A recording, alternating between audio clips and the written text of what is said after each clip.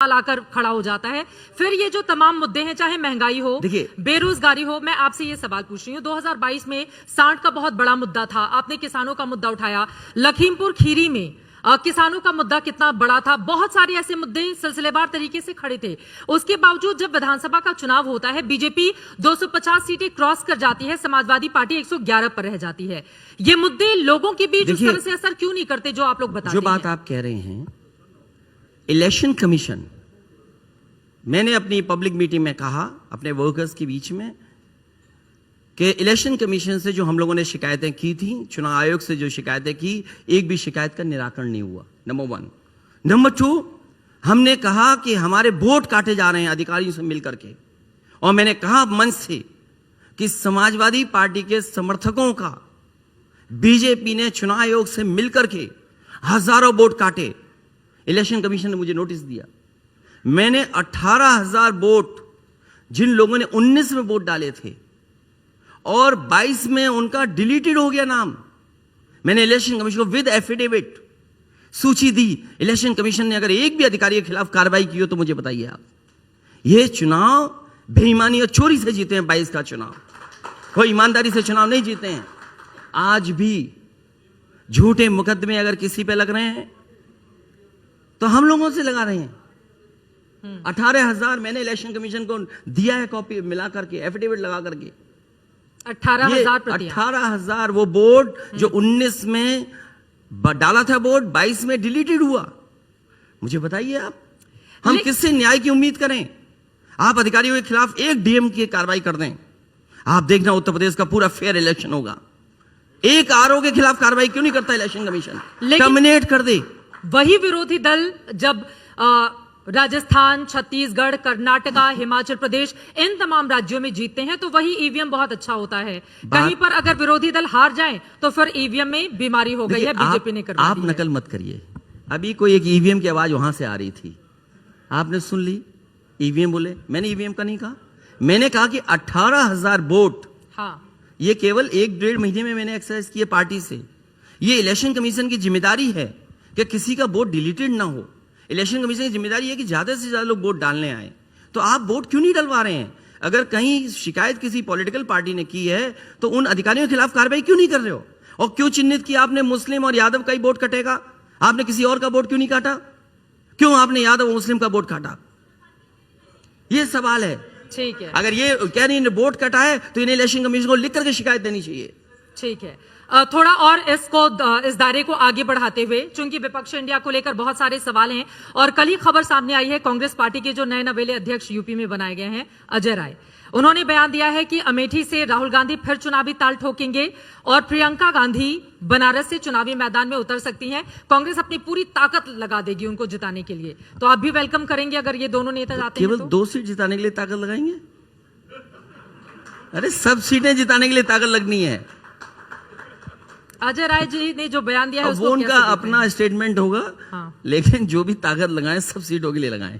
अमेठी और बनारस से लड़ना चाहिए इन दोनों ही नेताओं को? ये उनका अपना पार्टी का डिसीजन है, हमसे किसी से बातचीत नहीं हुई। आपकी मुलाकात होती रहती है? क्या बातचीत? मेरी किसी से बातचीत नहीं हुई। कोई बातचीत नहीं, मेरी कोई मुलाकात। ये कैसा विपक्षी गठबंधन है आप लोगों का? यही तो मित्रता है। ये कौन सी मित्रता है?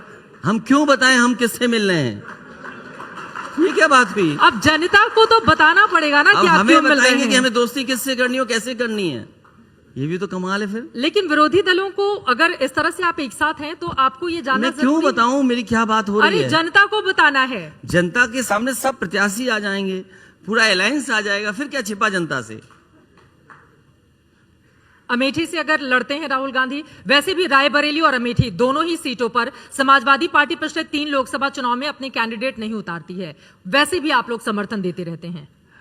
समाजवादी पार्टी पिछले नेताजी हम लोगों ने ये पॉलिटिकल शिष्टाचार रखा है कि कुछ सीटों पे हम लोग प्रत्याशी नहीं उतारते। उसके बावजूद अमेठी हार जाते हैं राहुल गांधी। मैं उस बात को आगे नहीं बढ़ाना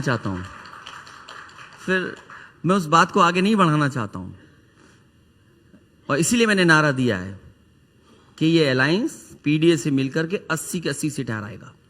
नीतीश कुमार के फूलपुर से चुनाव लड़ने की बड़ी सारी सुगबुगाहट और खबरें थी, इस बारे में कोई बातचीत हुई है क्या? देखिए, हमारा हमारी पार्टी को तोड़ने के लिए बहुत सुगबुगाहट होती रहती है।